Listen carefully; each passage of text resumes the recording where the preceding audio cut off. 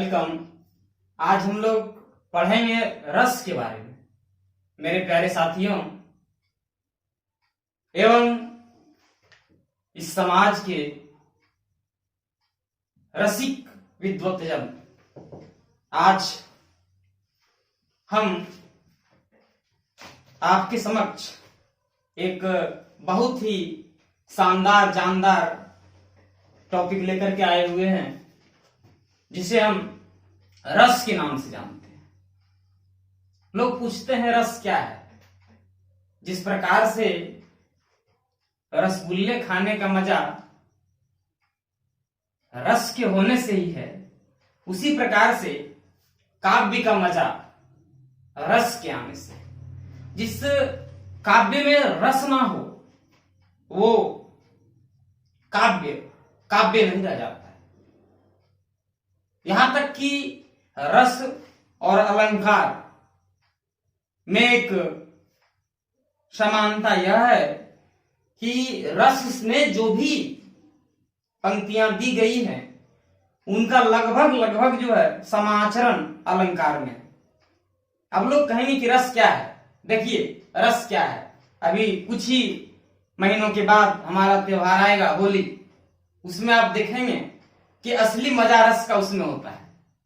उसमें क्या है कि किसी ने कहा कि ना कमरा समझता है, ना कमरा समझता है, ना अंगनाई समझती है, ना कमरा समझता है, ना अंगनाई समझती है, देवर का दिल कहाँ अटका है, ये सिर्फ भौजाई समझती है, ये सिर्फ भौजाई समझती है। दोस्तों, इसमें आपको एक प्यार नजर आया होगा, एक मस्ती नजर आया होगा। इसी मस्ती का नाम तो रस है। अगर मैं दूसरा एग्जांपल दूं तो मैं कहना चाहूंगा, लड़कियां बुरा ना माने, कि खुदा जब हुस्न देता है, खुदा जब हुस्न देता है नजाकत आ ही जाती है। खुदा जब हुस्न देता है नजाकत आ ही जाती है, और कदम गिन गिन के रखती है वो, कदम गिन गिन के रखती है वो, कमर बल खा ही जाती है। दोस्तों, ये है रस। तो आइए, इसमें जो आपको आनंद आया उसी आनंद का नाम रस है। अर्थात मैं अब कह सकता हूं ये दावे के साथ कि रस जो है इसका शाब्दिक अर्थ है आनंद। रस क्या है? तो रस हमारे मन में मौजूद अस्थाई भाव है। क्या है अस्थाई भाव? तो हमारे मन में अस्थाई भाव मौजूद होता है पहले से, क्योंकि हम इंसान हैं और इंसान में जो होता है स्थायी भाव पहले से मौजूद होता है। किस रूप में होता है? तो प्रेम के रूप में। और किस रूप में होता है?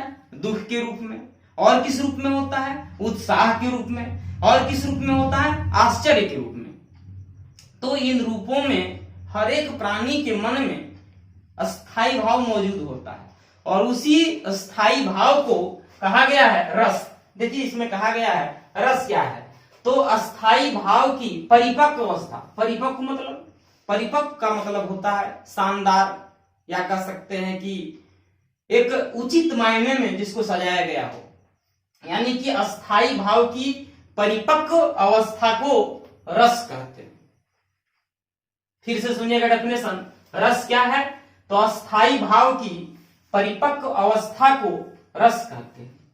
अथवा अगर दूसरे शब्दों में कहें तो काव्य से जिस आनंद की अनुभूति होती है उसे हम रस कहते हैं। अर्थात रस जो है वो हमारे हिंदी में काव्य शास्त्र का भाग है। हिंदी में काव्य शास्त्र का भाग है, और काव्य से जिस आनंद की अनुभूति होती है, अनुभूति मीन्स एहसास, उसे हम क्या कहते हैं? रस कहते हैं। हमारे एक मुनि ने, जिनका नाम मतालिक था, उन्होंने कहा कि रस की रानी भी होती है और रस का राजा भी होता है। रस की रानी कहा गया है वियोग श्रृंगार को, और रस का राजा कहा गया है संयोग श्रृंगार को। अब संयोग श्रृंगार क्या है?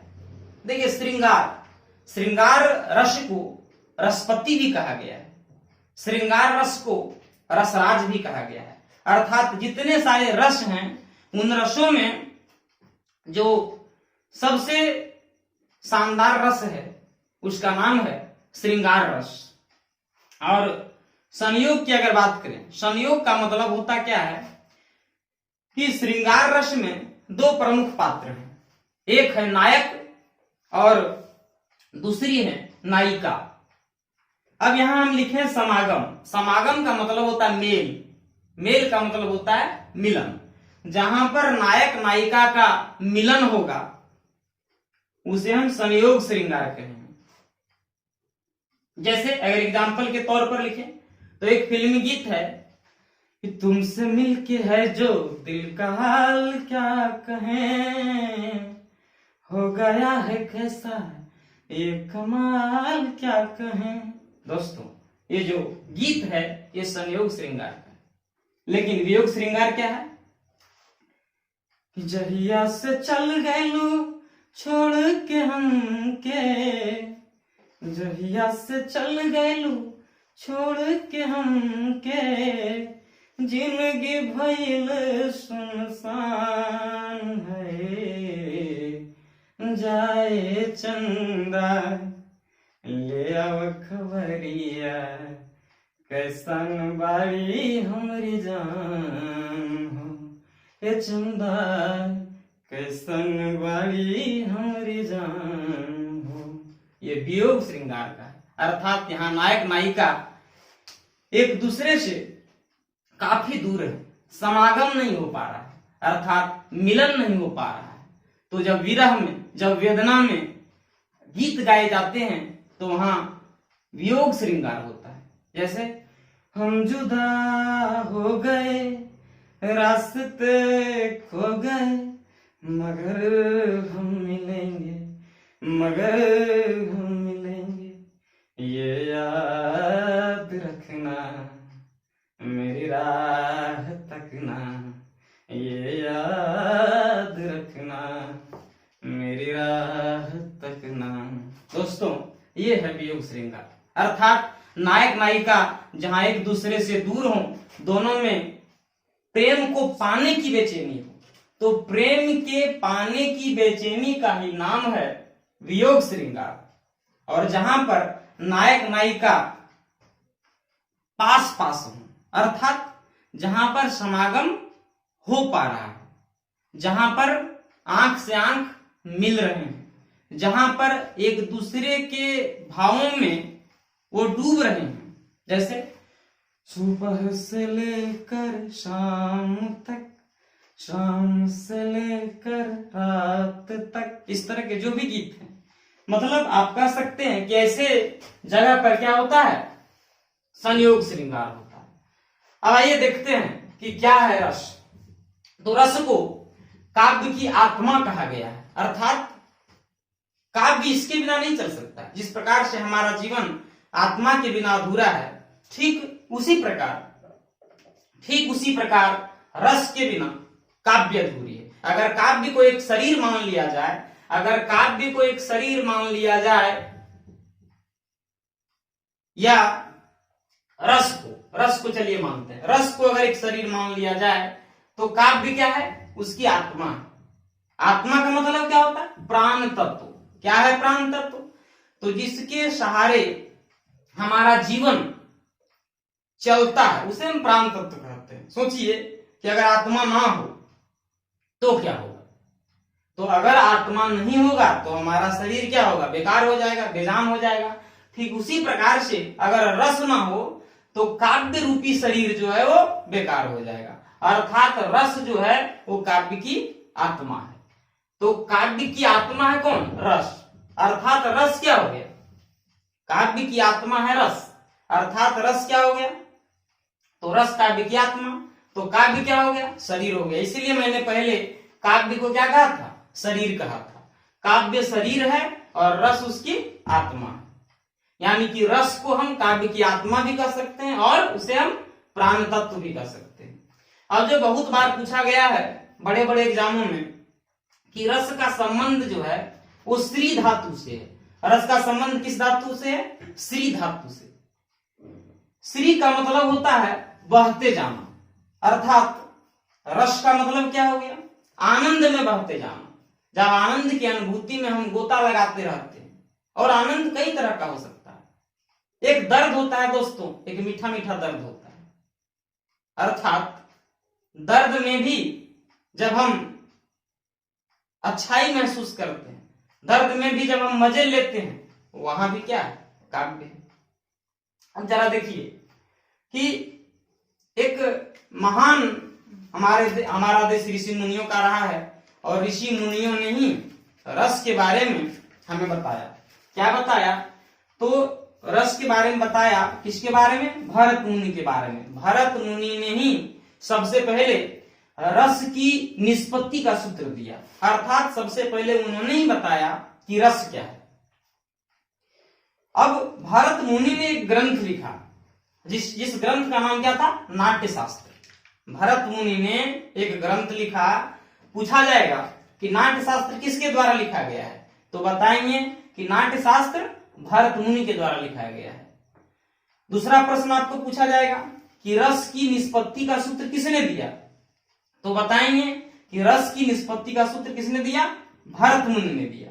पूछा जाएगा कि स्त्री धातु से आप क्या समझते हैं, तो स्त्री धातु से हम क्या समझते हैं? बहते जाना। किस चीज में बहते जाना? तो आनंद में बहते जाना। रस का संबंध किस धातु से है? श्री धातु से। श्री धातु का क्या मतलब है? बहते जाना। रस के प्रतिपादक आचार्य कौन है? तो रस के प्रतिपादक कौन है? आचार्य भरत मुनि है। रस के प्रतिपादक मतलब देने वाला, प्रतिपादक मतलब देने वाला। रस के प्रतिपादक आचार्य कौन है? भरत मुनि है। रस की निष्पत्ति का सूत्र किसने दिया? भरत मुनि ने दिया। भरत मुनि ने कौन सा ग्रंथ लिखा? नाट्य शास्त्र। नाट्य शास्त्र में उन्होंने किसकी चर्चा की? नाट्य शास्त्र में उन्होंने रस के निष्पत्ति के सूत्र की चर्चा की। अब जो बहुत ही मजेदार क्वेश्चन है कि आधुनिक व्याकरण में कितने रस बताए गए हैं? आधुनिक व्याकरण में रस के 11 प्रकार बताए गए हैं। आधुनिक व्याकरण में रस के कितने प्रकार बताए गए हैं? आधुनिक व्याकरण में विद्यार्थीगण रस के 11 प्रकार बताए गए हैं। जबकि अगर हम प्राचीन समय में जाएं तो रस 8 प्रकार के हुआ करते थे। रस 8 प्रकार के हुआ करते थे शुरुआती समय में। बाद में कुछ लोगों को लगा, क्योंकि रिसर्च तो चलते रहता है, तो रस को 9 प्रकार का बताया गया। इसलिए ज्यादातर लोगों ने रस के 9 प्रकार बताए हैं, और इसलिए रस को नवरस भी कहा जाता है। अब सवाल उठता है कि आधुनिक व्याकरण में रस के 11 प्रकार दिए गए हैं, तो हम एग्जाम में क्या टिक करेंगे? तो एग्जाम में हम ध्यान रखेंगे कि ऑप्शन में 9 दिया है कि 11 दिया है। अगर ऑप्शन में सिर्फ 9 दिया है तो हम 9 को टिक करेंगे, लेकिन अगर 9 और 11 दोनों दिया है तो हम 11 को टिक करेंगे। और अगर ऐसे कोई पूछे कि रस के कितने प्रकार हैं, तो हम बताएंगे कि रस के प्रकार ऐसे 9 होते हैं, लेकिन आधुनिक व्याकरण में रस के 11 प्रकार बताए गए हैं। विद्यार्थीगण इस बात का ध्यान रखना है। तो नॉर्मली जब आधुनिक व्याकरण, चूंकि हम लोग अभी इस युग में जी रहे हैं, तो हम लोग क्या बताएंगे कि रस के 11 प्रकार है। रसों की संख्या कितनी है? तो रसों की संख्या 11 है। प्रतिपादक कौन है इसके? तो आचार्य भरत मुनि जो है वो रस के प्रतिपादक हैं। ठीक है। अब देखिए, रस के 11 प्रकार को याद रखना और उसके अस्थाई भाव को याद करना। कैसे हम याद करेंगे उसके अस्थाई भाव को? तो देखिए विद्यार्थीगण, ये जो है ये आपका अस्थाई भाव है, और यहाँ नीचे ये जो है ये आपका अस्थाई भाव है। लेकिन इससे पहले अगर हम जाएंगे तो ये रस है, और ये ऊपर में भी क्या है? रस है। यानी कि रस अस्थाई भाव, फिर रस और अस्थाई भाव। तो एक चौपाई जो है, कह सकते हैं कि एक चौपाई, एक दोहा है जो रस और उसके अस्थाई भाव को याद करने के लिए बनाया गया है। क्यों? क्योंकि बोर्ड एग्जाम में सबसे ज्यादा प्रश्न यहीं से आता है। ठीक है, बोर्ड एग्जाम में सबसे ज्यादा प्रश्न यहीं से पूछा जाएगा। रस में जब पूछा जाएगा तो सबसे ज्यादा प्रश्न इसी से रहेगा। और जनरली पूछा जाता है कि बताइए इस रस का अस्थाई भाव क्या है, या अस्थाई भाव ये है तो इसके रस का नाम क्या है। यही जनरली क्वेश्चन जो है पिछले 4-5 बोर्ड एग्जामों से पूछा जा रहा है। तो हम इसको ध्यान में रखते हुए यहाँ जवाब देंगे।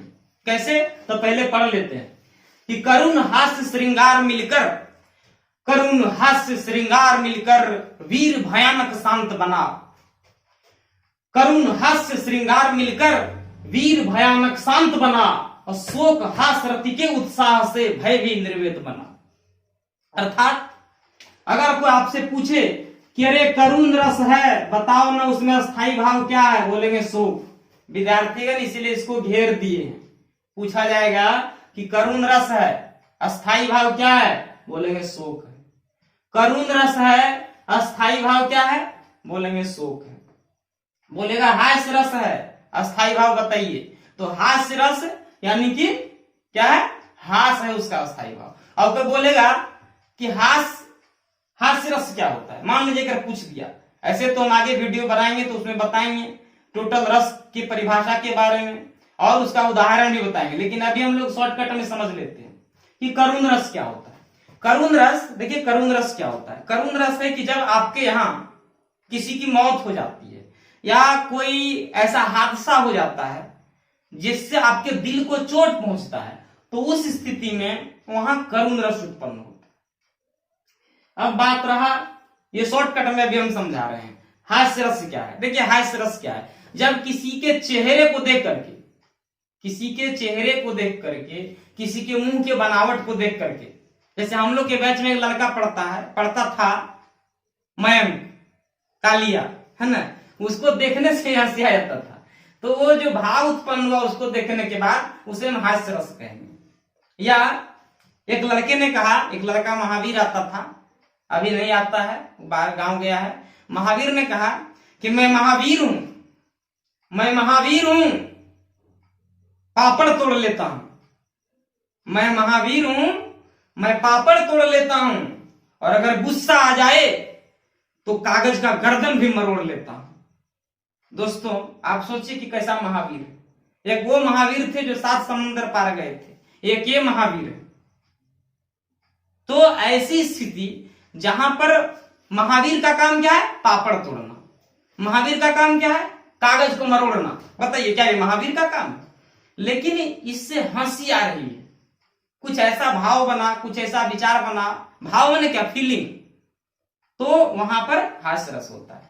या अगर दूसरा एग्जाम्पल ले, दूसरा एग्जाम्पल क्या, तो दूसरा एग्जाम्पल हम ऐसे ले सकते हैं, क्या ले सकते हैं दूसरा एग्जाम्पल, कि चौधरी जी, माफ करेंगे गोलू चौधरी इस वीडियो को देख रहे होंगे तो, कि चौधरी जी तुम किस चक्की का खाते हो। चौधरी जी, वैसे मेरा भी पेट निकल गया है, बोलना नहीं चाहिए, लेकिन फिर भी हम बोल रहे हैं कि चौधरी जी तुम किस चक्की का खाते हो, और एक छटाक की राशन में ये तोंद बढ़ाए जाते हो। देखिए सब खाता वही है, किसी का तोंद निकल जाता है, किसी का अंदर रहता है। तो ऐसी स्थिति में हम क्या कहेंगे कि हास्य रस है। श्रृंगार, ये तो खैर इसका बातें मत बोलिए, इसके बिना जीवन अधूरा है। जीवन में श्रृंगार ना हो, आप लेडीज लोग को देखिए, श्रृंगारे पर लोग का दुनिया चलता है। 16 श्रृंगार बताए गए हैं, आप समझ जाइए कि 16 श्रृंगार का क्या मजा है। तो अभी दलने पर पढ़ा सकते हैं 16 श्रृंगार क्या क्या है, लेकिन 16 श्रृंगार रस आप जानिए कि श्रृंगार रस रसपति है। पति में होता है मालिक, रस का मालिक है कौन, श्रृंगार रस। श्रृंगार रस का स्थायी भाव क्या है, रति। अब बोलिएगा कि रति क्या है, तो इंद्र की सबसे खूबसूरत परी का नाम रति था। इंद्र बहुत ज्यादा प्यार मोहब्बत में विश्वास करते थे, तो इंद्र जो है उनकी जो सबसे प्यारी परी थी उसका नाम रति था। रति का मतलब ही होता है प्रेम, प्रेम में डूब जाए, उसको कहते हैं रति। तो श्रृंगार का क्या होता है, रति। जैसे सजना है मुझे सजना के लिए, तो क्यों ऐसा कहा गया, सजना है मुझे सजना के लिए, क्योंकि श्रृंगार रस साजन और सजनी के लिए बना हुआ होता है। अगर वास्तव में देखें तो श्रृंगार में कौन सा स्थायी भाव, रति है। क्वेश्चन ऐसे आएगा, करुण रस स्थायी भाव क्या है, शोक है। हास रस का स्थायी भाव क्या है, हास है। श्रृंगार का स्थायी भाव क्या है, रति है। वीर का स्थायी भाव क्या है, उत्साह है। भयानक का स्थायी भाव क्या है, तो भय है। और शांत का स्थायी भाव क्या है, निर्वेद है। लेकिन निर्वेद थोड़ा सा टफ वर्ड आ गया, उसको देख लेते हैं, क्योंकि भयानक आप समझ रहे होंगे कि देखने से सुनने से जहां भय उत्पन्न हो जाए, डर जाए हम लोग, उसको क्या कहेंगे? भयानक रस कहेंगे। वहां पर अस्थाई भाव क्या है? भय। यानी कि हमारे मन में भय पहले से होता है। हर किसी के मन में प्यार, मोहब्बत, भय, उत्साह, घृणा सब पहले से है, क्योंकि मनुष्य है तो उसमें रस होगा, अंदर में हमारे हृदय में वो समाहित होता है, बस वो समय आते ही निकल जाता है। अगर ऐसा नहीं होता तो मैं हमेशा ये बात बताते रहता हूं आप लोगों को, क्या कि आप रास्ता में जाते हैं, आप किसी खूबसूरत चेहरे को मुस्कुराते हुए देखते हैं, किसी की हंसी को देख करके आप नियंत्रण खो देते हैं, आपको अजीब तरह का फील होता है। लेकिन आप देखिए कहां पर आप जा रहे हैं, सामने से कोई भैंस आ रही है, क्या आप उसको मुस्कुराते हुए देखते हैं? नहीं देखते। हाँ, ये जरूर देखते होंगे कि कोई हैवी है और वो पीला सूट पहन ली है, तो वो कैसे लगती है? बिल्कुल बुलडोजर की तरह, जैसे लगेगा कि माटी खोदने के लिए, मतलब आप समझ सकते हैं कि तो वैसे में आपको एक अलग टाइप का जो है हंसी उत्पन्न होता है, एक अलग टाइप का विचार आता है, तो क्या है? रस है। लेकिन जब डर जाते हैं आप, तो वहां क्या है? भयानक रस है। भयानक रस में क्या है? स्थायी भाव भय है। वीर रस। वीर रस मतलब देखिए, वीरता कब आता है? जब मान लीजिए कोई गरीब है, उसका आप मदद कर दिए, तो अंदर से मतलब एकदम लगेगा कि हम लोग कुछ मतलब अच्छा काम किए। जब आप किसी का जरूरत पर मदद कर देते हैं, तो अपने आप मदद करने वाला का कॉन्फिडेंस हाई हो जाता है। जब युद्ध में आप किसी को जीत लेते हैं, जब आप बढ़िया परसेंटेज ले आते हैं, तो आपके अंदर जो उत्साह आता है, उसी उत्साह में अगर हम ढूंढे कि कौन सा रस है, तो उत्साह जहां जहां आएगा वहां वहां वीर रस होगा। वीर का पहचान ये कि उसके अंदर उत्साह होगा।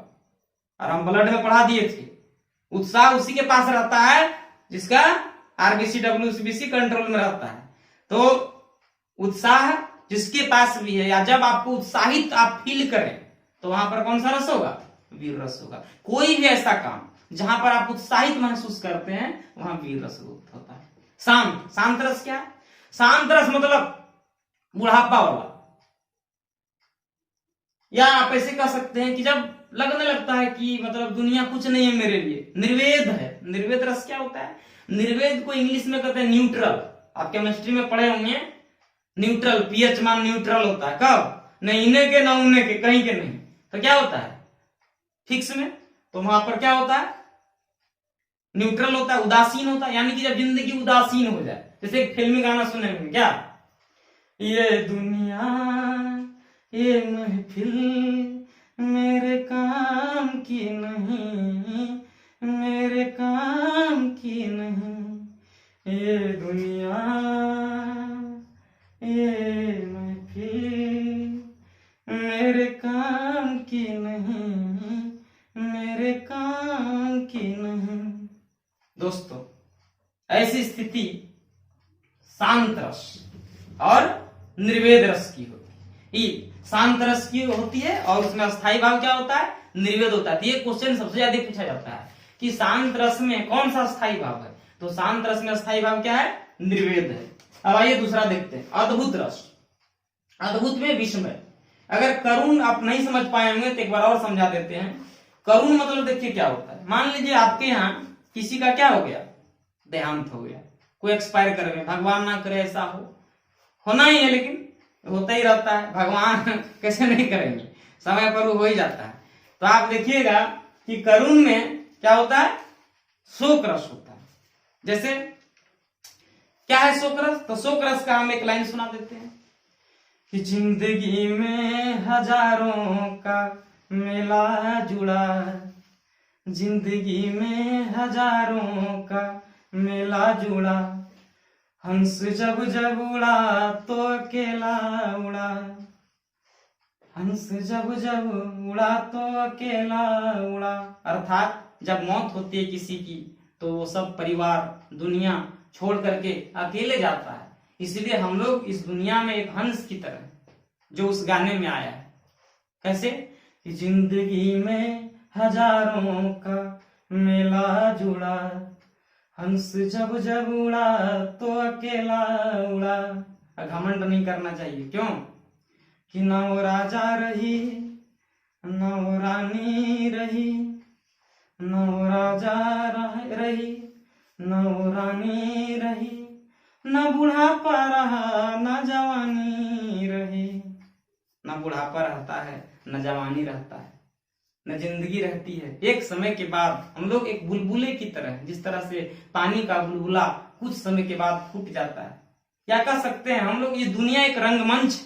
आप शॉर्टकट में समझिए अपने जीवन को। अगर आप करुण रस को एकदम हृदय से समझना चाहते हैं, डीप वे में समझना चाहते हैं, ये जिंदगी जो रंगमंच है, यहाँ पर जो अच्छा एक्टिंग कर लेता है, जो अच्छा अपने काम में रम जाता है, वो उस काम का अमिताभ बच्चन हो जाता है, सचिन तेंदुलकर हो जाता है।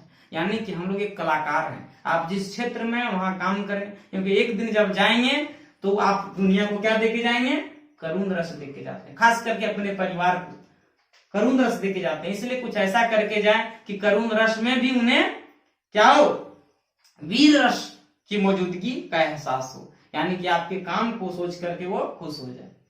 आइए इसमें देखते हैं। अद्भुत रस पूछा जाएगा कि अद्भुत रस है, बताइए। यहाँ अद्भुत रस है तो ये है रस और ये है अस्थाई भाव। अद्भुत रस में कौन सा अस्थाई भाव होगा, तो विस्मय होगा। ठीक है, क्वेश्चन नॉर्मली यही से आता है, क्योंकि उसके बाद तो हम समझाएंगे पूरा डिटेल से। रौद्र रस, रौद्र रस में क्या होता है, क्रोध होता है।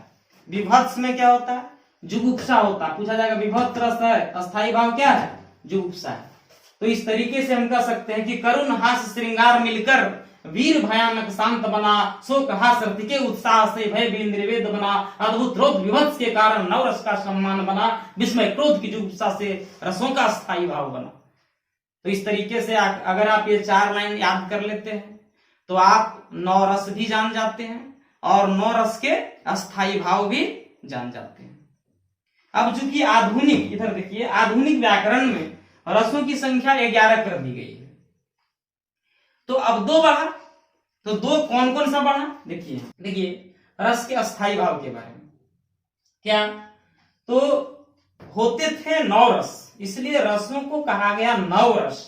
लेकिन आधुनिक ग्रामेरियन ने, आधुनिक व्याकरणाचार्य ने क्या किया, 2 रस को जोड़ दिया। ये दोनों रस पहले किसके अंतर्गत आते थे, ये दोनों रस जो थे पहले श्रृंगार रस के अंतर्गत आते थे, क्योंकि इसमें भी एक प्रेम है।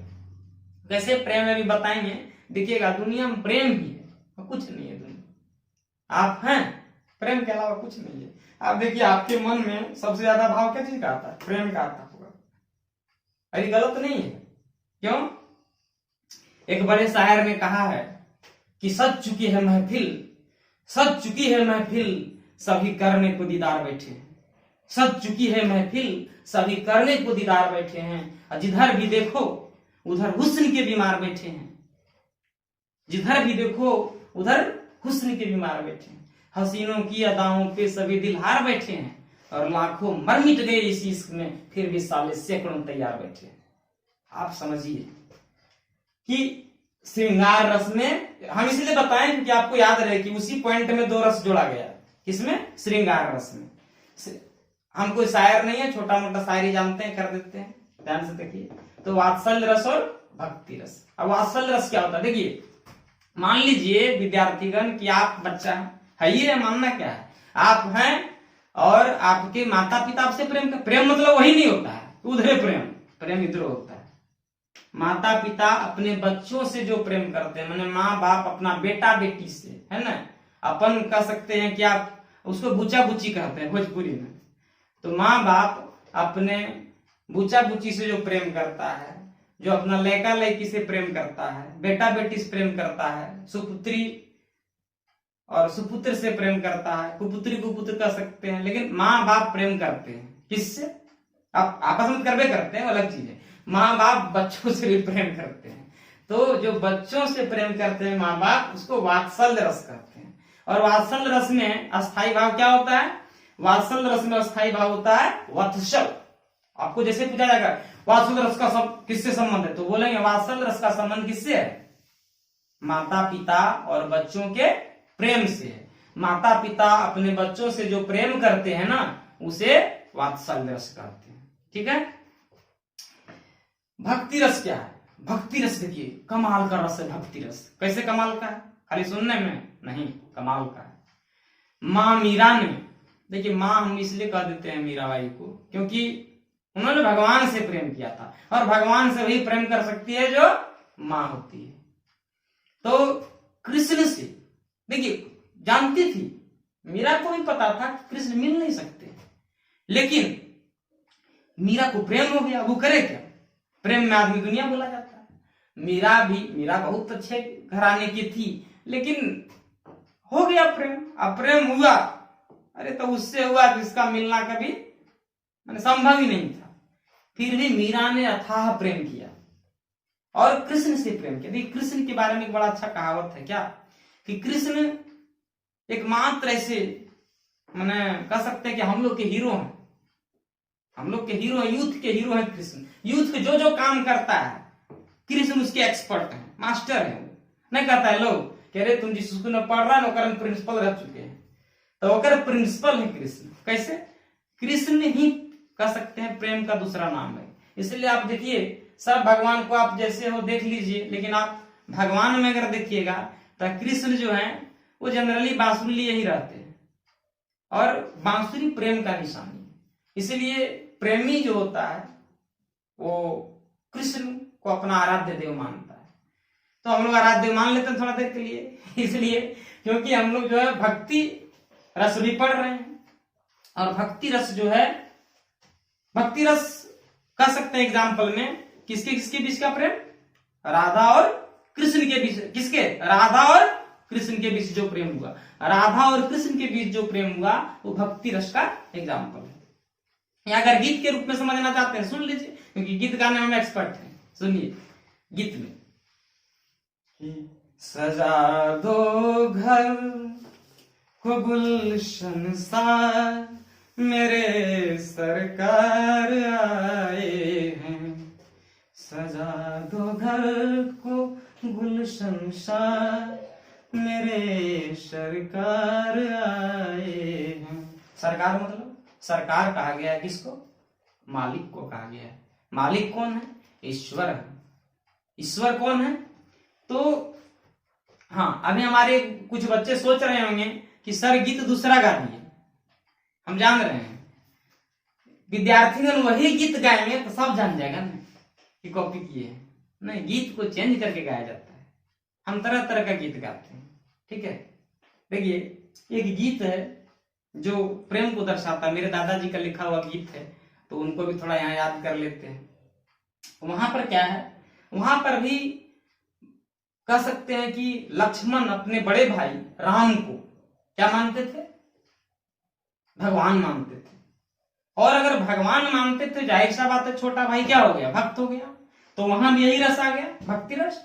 तो मेरे दादाजी ने गीत लिखा कि भाई लखन ने साथ न छोड़ा, काल ने नाता तोड़ दिया।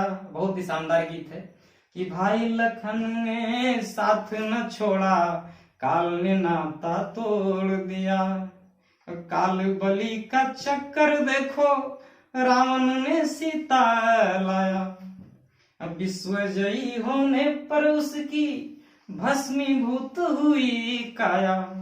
पाकिस्तान चीन भी देखो, भारत पर है चढ़ आया।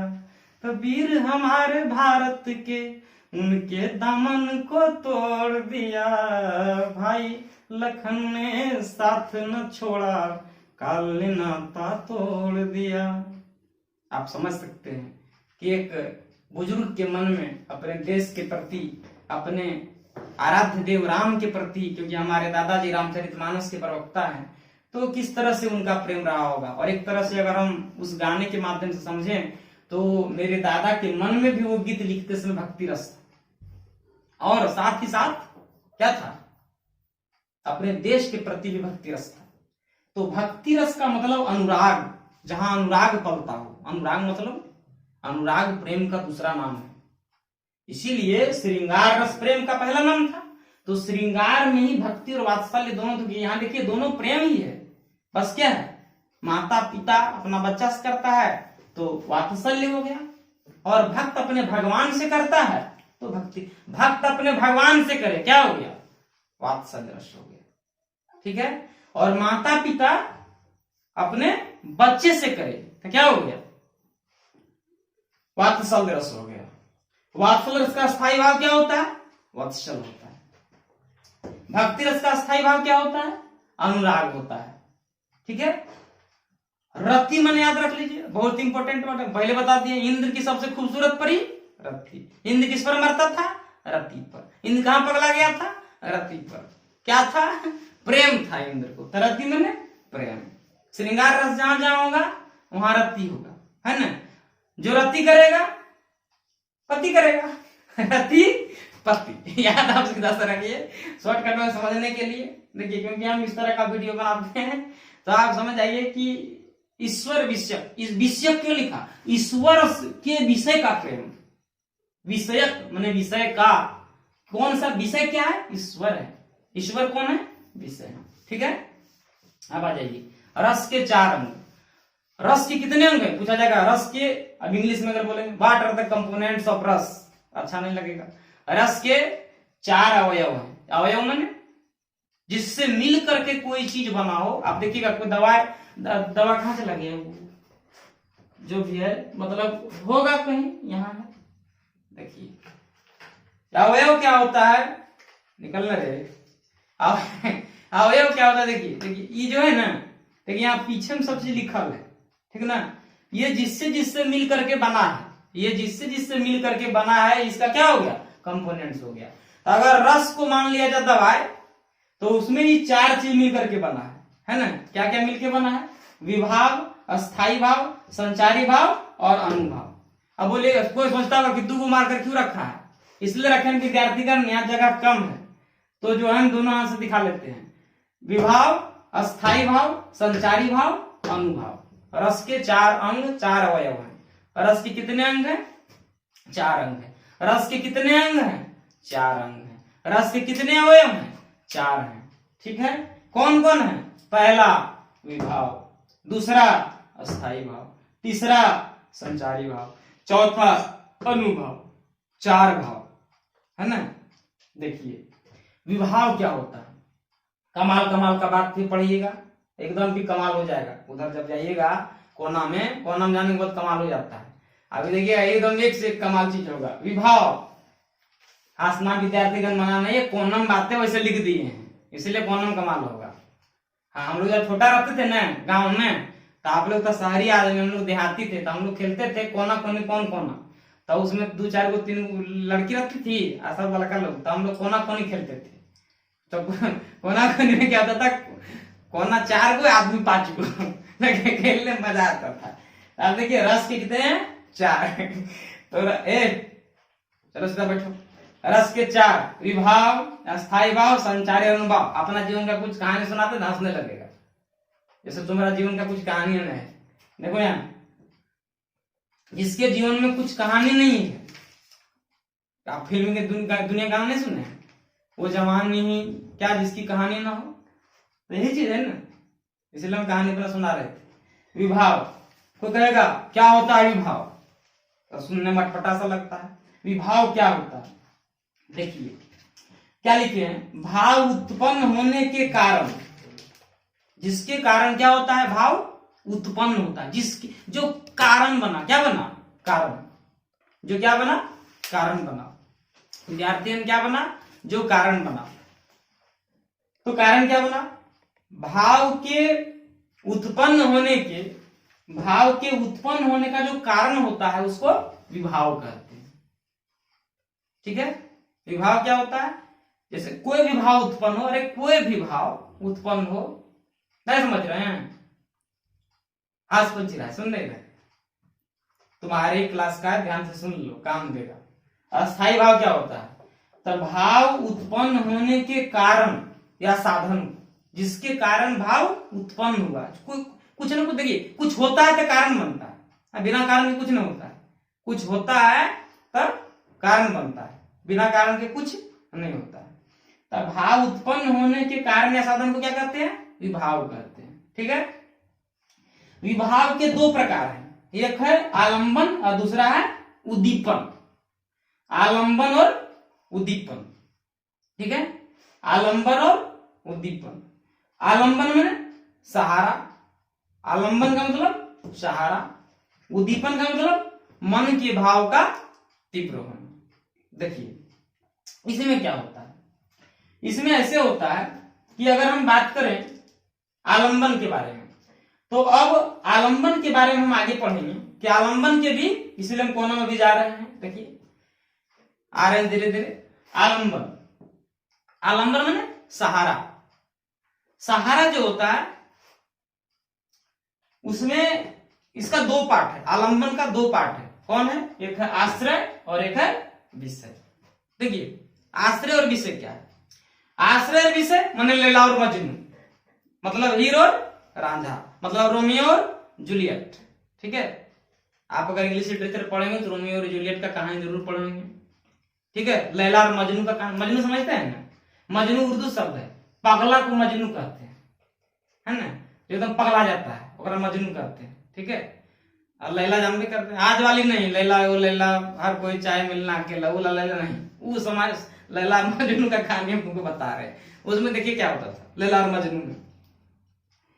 मजनू ना पगला गया था, किसको देख करके?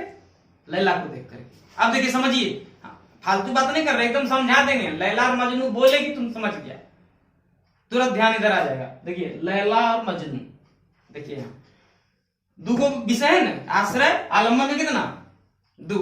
आलंबन का कितना पार्ट? दो, आश्रय और विषय। अब आ जाइए लैला और मजनू पर। इन्हें रख दीजिए लैला को, इधर रख दीजिए। देखिए दो कलर भी रख देते हैं। ठीक है, लैला खतरनाक होती है तो लैला इधर, यह मजनू, आई है लैला। देखिए लैला खतरनाक है, लाल शर्ट, वैसे हम ही खतरनाक हैं। देखिए इधर लाल, ये है लाल, है ना? विषय जिस व्यक्ति या वस्तु के कारण हुआ, लैला के कारण मजनू को हुआ, क्या हुआ? प्रेम हुआ। ठीक ना? तो जिस व्यक्ति या वस्तु के कारण हुआ, किसको हुआ? उसी को, किसको? मजनू। मजनू को हुआ क्या? प्रेम। तो कारण कौन बना? लैला। तो जो कारण बना वो विषय है, जो कारण बना वही लिखे हैं। जिस व्यक्ति या वस्तु के कारण हुआ, जो कारण बना वो क्या हो गया? विषय। और जिसको हुआ वो क्या हो गया? आश्रय। जिसको हुआ उसकी आश्रय माने घर में ना होता, आश्रय माने घर, हुआ आश्रय हो गया। जिसको हुआ आश्रय, जिसके कारण हुआ विषय। अभी पलटा पलटी हो सकता है, पलटा पलटी होता है विद्यार्थी का। देखिए पलटा पलटी हो गया, इधर उधर जाएगा, उस टेंशन नहीं लेना है। अब मान लीजिए प्रेम एक दृश्य में होता है, एक तरफा प्यार में आदमी तड़पते रह जाता है। लैला और मजनू के बारे में बता रहे हैं, दांत कुछ निकल रहा है। देखो यहाँ आश्रय और विषय, इसमें अब देखिए अगर इधर आ जाए, कौन कौन इधर ले आए, किसको? पलट दिए तो किधरों किधरों चल जाए। मान लीजिए मजनू को हुआ तो लैला कारण, और लैला को हुआ तो मजनू कारण। इसलिए जो एक वो कारण बनेगा और दूसरा क्या बनेगा?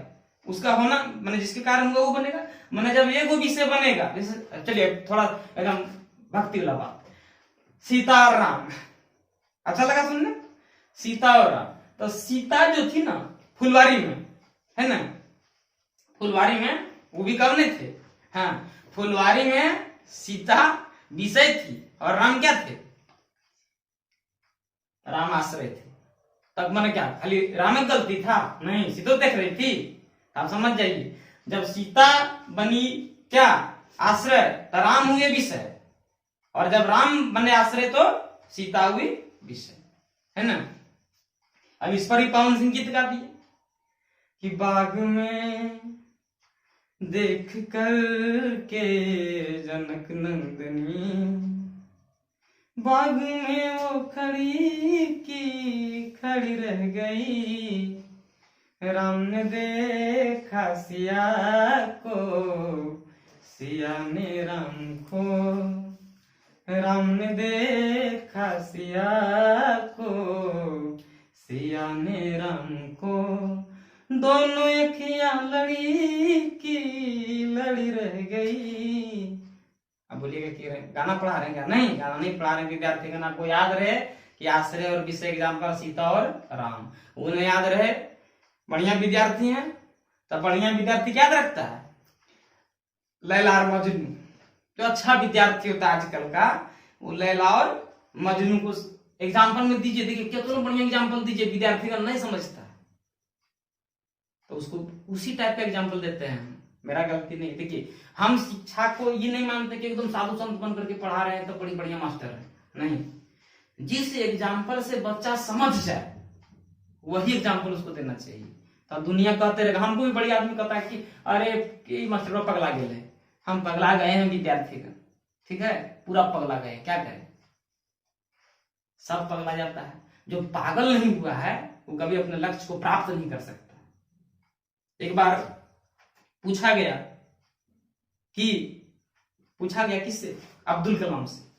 अब्दुल कलाम से पूछा गया कि आप इतना कामयाब हुए हैं, कामयाबी का एक राज बताइए। तो अब्दुल कलाम ने एक लाइन में कहा कि जिसको प्रेम हो गया वो कामयाब हो गया।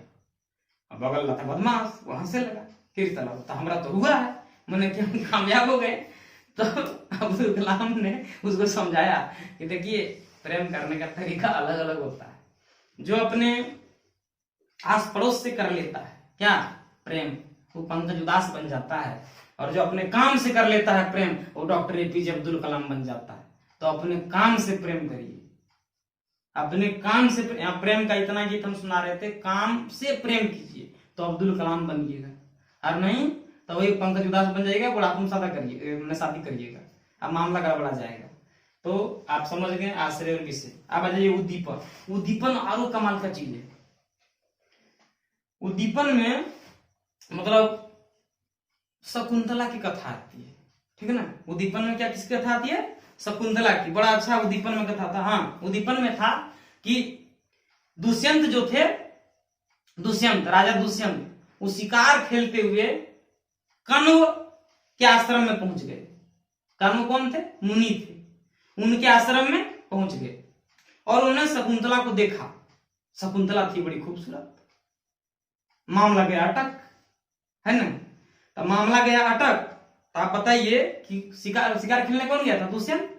तो दुष्यंत गया, माना नहीं होता है कि ना सुधर तो बोरम जी पे, तो बोरम चल गया, कौन, दुष्यंत। अब देखिए हम लोग का गलती नहीं रहता है, गलती हम लोग का नहीं रहता है, उम्र का गलती रहता है, हो जाता है, सबको हुआ। राम को सीता से हुआ, कृष्ण को राधा से हुआ, है ना। जहां जहां देखिएगा कहीं न कहीं हुआ है। लोग कहते हैं कि सलमान को कैटरीना से हुआ, पवन सिंह को अक्षरा से हुआ, तो ये सब चीज हम लोग नहीं विश्वास करते हैं। लेकिन इतिहास में अगर देखेंगे तो उसी तरीके से यहाँ उद्दीपन देखिए क्या था। अब जो थी ना, मान लीजिए कि अब गाना सुनेंगे, टिप टिप बरसा पानी में, मतलब आप आगे ना छोड़िए, लेकिन आप सोचिए कि उस हाल में किसी को आप देख लीजिएगा तो आपके मन का जो भाव है, मतलब अरे भींगा मतलब पानी में आप देखिए तो आपके अंदर का जो ज्वाला है वो क्या होगा। तो उद्दीपन का मतलब क्या होता है, मीनिंग जाके पढ़ लीजिएगा, आपको लग रहा होगा मेरा बात हो जाए। उद्दीपन का मतलब क्या होता है, उद्दीपन का मतलब ज्वाला को भड़का देना। मैंने तुम्हारे अंदर जो भाव है प्रेम का, वो जब भड़क गया ना, उसको उद्दीपन कहते हैं। जो उद्दीप माने जो भड़कने का कारण बना, वो क्या कहलाता है, उद्दीपन। देखिए मन लिख दिया साफ साफ, अरे शुद्ध हिंदी लिखे तो तुमको क्लियर नहीं हो रहा, हम क्लियर कर दिए ना। मन में अस्थायी भाव तीव्र करने वाले विषय को उद्दीपन कहते हैं। अब सोचिए ना, शकुंतला का हमें कहानी बताया है ना, दुष्यंत गया गुरले साला शिकार करे गया था। वो कहाँ शिकार कर गया, देखिए जंगल में मंगल गया, घूमते घूमते कण्व के आश्रम में देख दिया वो शकुंतला को देखने के बाद दुष्यंत के मन में आकर्षण हो गया। बिल्कुल सही दिया, प्रेम नहीं होता है दोस्त। लोग कहता है कि हमारा प्रेम हो गया, नहीं, क्या होता है, आकर्षण होता है। साइंस क्या कहता है कि अपोजिट रहेगा तो क्या होगा, अट्रैक्शन होगा। और सही में आकर्षण था, आकर्षण का ही दूसरा नाम क्या है, प्रेम है। अब खाली आप प्रेम का बात कीजिएगा तो प्रेम जो होता है ईश्वर को ही होता है, हम लोग को प्रेम नहीं होता है। हम लोग का अट्रैक्शन, डेमो देते हैं हम लोग, दूसरा को डेमो जाके देते हैं, होता क्या है, आकर्षण, उसको जाके कहते हैं हमको प्रेम हो गया है। हाँ गए वो हम लोग की तरफ बड़ी भोजपुरी गाना हिट हुआ था, हमको तुमको से प्रेम है पिया। अब बताइए, हमका तुमका से प्रेम हो गया, मतलब प्रेम क्या है, प्रेम जो है वो श्रृंगार रस का क्या है, दूसरा नाम है। और उसमें आप देखेंगे तो मन में अस्थायी भाव कौन तीव्र करता है, उद्दीपन करता है। तो ये हम इसलिए इतना बता दें कि ये टफ चीज है, जब हम दूसरा वीडियो बनाएंगे इसके बाद, तो उसमें आप देखेंगे कि ये किस तरीके से जो है प्रॉब्लम क्रिएट करता है। ठीक है, अब इसमें आइए देखते हैं एक बार फिर से कि संचारी भाव क्या है। जो भाव बदलते रहे, जब मन का भाव बदलते रहे। अभी जैसे मान लीजिए कोई बच्चा रो रहा है, रो रहा है पूरा, आ गया होकर बाप देख लिया, अच्छा जलेबी है, अरे तरीके जलेबी है, तो क्या होगा, वो तुरंत खुश हो गया। तो मतलब भाव आया और बदल गया। कोई रो रहा था, देख लिया अपन बाप की सिकुड़ गया ऐसे करके, मतलब क्या हो गया, चुप हो गया, तुरंत चुप हो गया, नहीं कि उसका भाव क्या हो गया, बदल गया, है ना। कोई लड़का था पूरा रो रहा था, ठीक है, रो रहा था पूरा, अब उसमें देखिए क्या हुआ रोने में, कि वो आती रही जाती रही, अपन प्यार समझ बैठे, एक दिन नहीं आई, रविवार समझ बैठे, और रविवार को पूरा जो एकदम रो रहा था बेचारा, अचानक से वो आ गई, है ना, वियरिंग रेड साड़ी, लुकिंग साइनोस्योर, है ना, वो आ गई। अब क्या हुआ, बेचारा तुरंत रुमाल से पहुंच करके फिट फाट हो गया, एकदम पूरा इसे सब सीधा कर लिया। तो जब सीधा कर लिया तो मतलब उसका मन में पहले भाव क्या था, गम का भाव था, शोक का भाव था, और जब शोक का भाव था तो वहां पर कौन सा भाव आ गया, चेंज हो गया। तो चेंज हो गया, व्यभिचारी का मतलब ये होता है चेंज होने वाला। व्यभिचारी का क्या मतलब होता है, चेंज होने वाला। तो अलग अलग भाव जब एक ही समय में अलग अलग भाव आ जाए तो संचारी भाव। अनुभाव क्या होता है, पात्रों की चेष्टाएं, उसके बारे में डिटेल से बताएंगे क्योंकि वीडियो लंबा हो रहा है। तो इसी के साथ जो है हम जो है खत्म करने से पहले कहना चाहेंगे क्या, कि न दिल में मलाल रखिएगा, न मन में सवाल रखिएगा, क्योंकि आज रस का है तो हम तनी रसिक होके आए हैं, रसिक बने हैं, कि ना मन में मलाल रखिएगा, न दिल में सवाल रखिएगा, अरे हम हमेशा खुश रहेंगे, बस आप अपना ख्याल रखिएगा। जय हिंद, जय भारत।